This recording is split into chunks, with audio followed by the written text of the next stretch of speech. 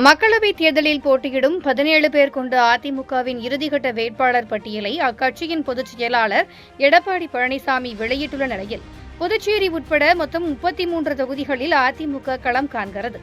அதிமுக கூட்டணியில் தேமுதிக, புரட்சி பாரதம், புதிய தமிழகம், எஸ்டிபிஐ, ஃபார்வர்ட் பிளாக், பெருந்தலைவர் மக்கள் கட்சி உள்ளிட்ட கட்சிகள் இடம்பெற்றுள்ளன.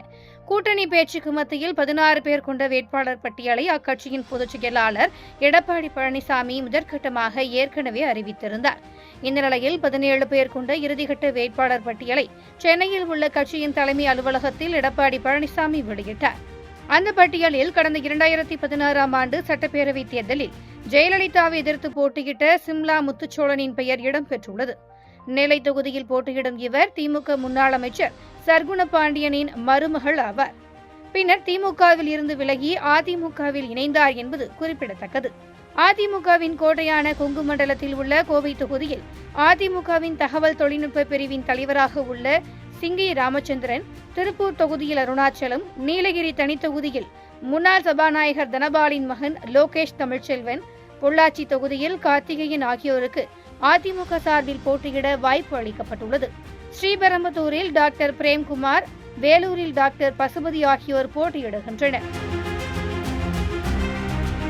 இதேபோல தருமபுரி தொகுதியில் டாக்டர் அசோகன், திருவண்ணாமலை தொகுதியில் கலியபெருமாள், கள்ளக்குறிச்சி தொகுதியில் குமரகுரு ஆகியோர் போட்டியிடுகின்றனர். திருச்சி தொகுதியில் கருப்பையா, பெரம்பலூர் தொகுதியில் சந்திரமோகன், மயிலாடுதுறை தொகுதியில் பாபு, சிவகங்கை தொகுதியில் சேவியர் தாஸ் ஆகியோர் போட்டியிடுகின்றனர். தூத்துக்குடியில் திமுகவின் கனிமொழியை எதிர்த்து அதிமுக சார்பில் சிவசாமி வேலுமணி வேட்பாளராக அறிவிக்கப்பட்டுள்ளார். குமரியில் பசுலியான் நசரேத் போட்டியிடும் நிலையில் புதுச்சேரி தொகுதியில் தமிழ்வேந்தன் போட்டியிட வாய்ப்பு அளிக்கப்பட்டுள்ளது. இதேபோல விளவங்கோடு தொகுதி சட்டமன்ற இடைத்தேர்தலுக்கான அதிமுக வேட்பாளராக ராணியை அக்கட்சி பொதுச் செயலாளர் எடப்பாடி பழனிசாமி அறிவித்தார்.